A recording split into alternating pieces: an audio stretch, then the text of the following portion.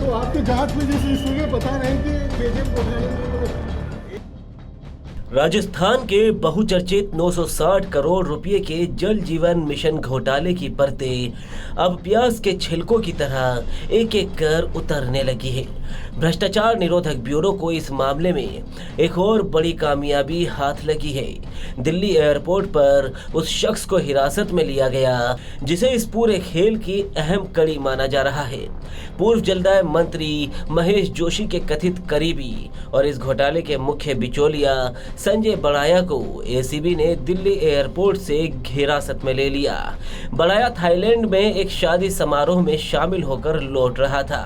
एजेंसियों को पहले से ही उसके विदेश भागने की आशंका थी, इसलिए एसओजी ने उसके खिलाफ लुकआउट नोटिस जारी करवा रखा था। और जैसे ही दिल्ली की धरती पर उसने कदम रखा तो सुरक्षा एजेंसियों ने उसे दबोच लिया। अब उसे जयपुर लाया जा रहा है, जहां महेश जोशी के सामने बैठाकर उससे पूछताछ की जा सकती है। वहीं बड़ाया की गिरफ्तारी पर जेल में बंद महेश जोशी ने क्या कहा वो भी सुन लीजिए। जो व्यक्ति कोर्ट की परमिशन लेकर, आज तक की परमिशन लेकर विदेश गया था, उसके लिए एलओसी जारी करना इस बात को बताता है कि न्याय और कानून जो है वो उससे खिलवाड़ हो रहा है। मैं जयपुर की जनता को, राजस्थान की जनता को विश्वास दिलाता हूँ कि हम निर्दोष साबित होंगे। हमने कोई गलती नहीं करी। सत्य परेशान हो सकता है, पराजित नहीं। ये बार बार कहता हूँ, सत्य में जयते। राजनीतिक दबाव में एसीबी काम कर रही है, राजनीतिक दबाव में ईडी ने काम किया। किसी प्रकार की कोई गलती हमने नहीं की। और जिस तरीके से एक ही केस में दो बार अरेस्ट करा जा रहा है, ऐसा व्यक्ति जो कोर्ट की परमिशन लेकर विदेश गया हो, उसके खिलाफ एलओसी जारी करवाना, ये इस बात को दर्शाता है कि न्याय के कानून के साथ खिलवाड़ करने की कोशिश की जा रही है। मुझे देश की न्याय व्यवस्था पर विश्वास है कि हम निर्दोष साबित होंगे और हमको न्याय मिलेगा। सत्य में जयते। इधर कहा जा रहा है कि जेल में बंद महेश जोशी के लिए मुश्किलें कम होने का नाम नहीं ले रही।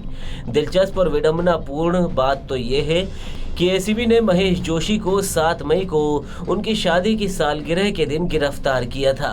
कोर्ट ने उन्हें 11 मई तक रिमांड पर भेजा था। सोमवार को रिमांड अवधि पूरी होने पर उन्हें दोबारा एसीबी कोर्ट में पेश किया गया, जहां वो माना जा रहा है कि रिमांड के दौरान जोशी ने स्वीकार किया है कि उन्होंने फाइलों को अप्रूव किया था, लेकिन सारा दोष निचले अधिकारियों पर मढ़ दिया।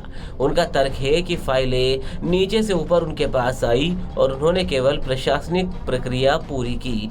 हालांकि घूस की रकम के लेन देन के सवाल पर उन्होंने अब तक चुप्पी साध रखी है। आपको बता दें कि इस घोटाले की आंच केवल नेताओं तक ही सीमित नहीं है। तत्कालीन अतिरिक्त मुख्य सचिव सुबोध अग्रवाल पहले ही 9 अप्रैल को गिरफ्तार हो चुके हैं और वर्तमान में सलाखों के पीछे हैं।